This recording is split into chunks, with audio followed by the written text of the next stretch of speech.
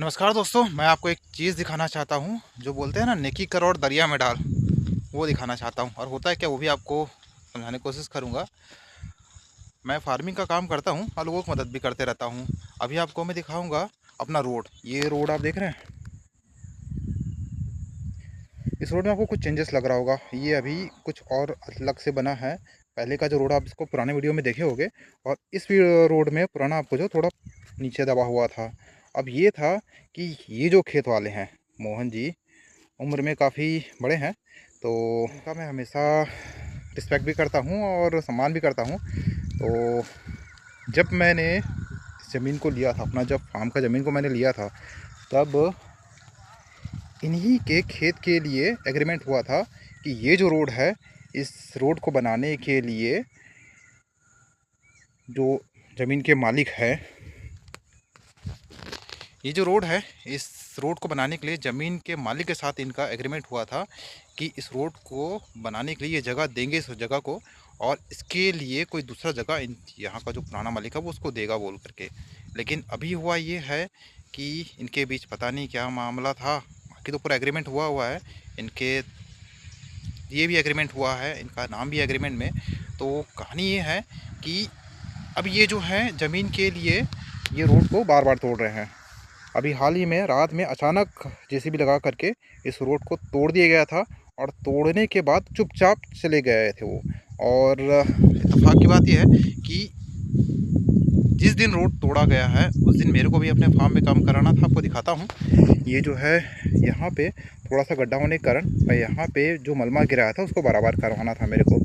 तो एक रात पहले ही इनके यहाँ भी जेसीबी चला है और दूसरे दिन मेरे यहाँ भी जेसीबी चला है। जेसीबी ऑनर सेम था और ड्राइवर भी सेम था। तो मैं इसको बोल के रखा था कि भाई ये रोड को डैमेज नहीं करना है जेसीबी ऑनर को, लेकिन फिर भी जेसीबी ऑनर और जो इस खेत के मालिक है, दोनों ने मिल करके इस रोड को रातों रात तोड़ दिया। और बात ये भी थी कि दोनों के पास ही मेरा नंबर था, ड्राइवर के पास भी, मालिक के पास भी, और जो खेत का ऑनर है उसके पास तो नंबर क्या, पूरा मेरा पता है कि भाई मैं कहाँ रहता हूँ।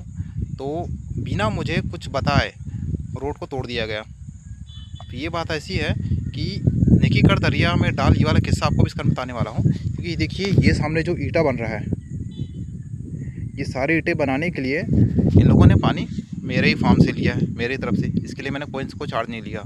इसके अलावा मैंने इनको ये भी बोल कर रखा कि जब भी आपको पानी की ज़रूरत पड़े, आप अपने खेत के लिए बेशक मेरे से लीजिए, क्योंकि मुझे पानी की इतनी ज़रूरत नहीं पड़ती है। तो मैं इनके लिए जो पानी हमेशा उपलब्ध कराता हूँ, वो भी इनको कुछ दिखा नहीं। इनका ये था कि फ़ायदा इनका अपना देखना है। और वैसे भी ये जो प्लाट है दोस्तों, पूरा घास ज़मीन है। यहाँ से लेके आगे जितना भी प्लाट है, ये पूरा घास ज़मीन है। ये आप देख रहे हैं।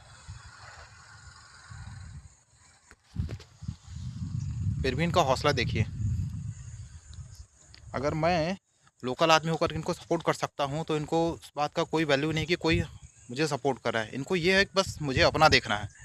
इनको ये था कि इतनी जगह जो है ये इनको वापस मिल जाए, ताकि मैं कुछ ना बोलूँ।